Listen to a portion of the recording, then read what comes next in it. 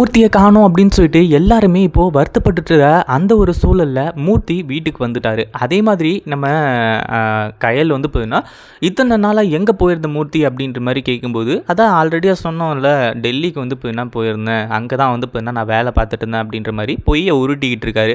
ஏன்னா ஏற்கனவே நம்ம எழில் கண்டுபிடிச்சிட்டாரு, நம்ம மூர்த்தி வந்து பார்த்தீங்கன்னா டெல்லிக்கும் போகல, பம்பாய்க்கும் போகல, எங்கேயும் போகல அப்படின்னு சொல்லிட்டு.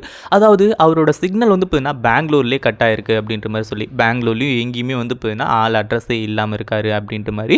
அப்படி இருக்கும்போது மூர்த்தி எதுனா பிரச்சனையா என்ன, ஒழுங்காக உண்மையை சொல்லு, நீ சொல்கிறது எல்லாமே பொய்ன்னு எனக்கு நல்லாவே தெரியுது. அதாவது இப்போது நம்ம மூர்த்தியோட கையை எடுத்துக்கிட்டு தான் தலைமையில் வச்சுக்கிட்டு என் மேலே சத்தியமாக சொல்லு, என்ன நடந்துச்சு, எங்கே போயிருந்த நீ, எல்லாத்தையுமே நீ டீட்டெயிலாக சொல்லு அப்படின்ற மாதிரி சொன்னதுக்கப்புறம் தான் மூர்த்தி எல்லாத்தையுமே சொல்கிறாங்க. இப்போது இவ்வளோ பெரிய பிரச்சனை காத்துக்கிட்டு இருக்கா அப்படின்னு சொல்லிட்டு நம்ம கையில் பயங்கரமான அதிர்ச்சியில் இருக்காங்க.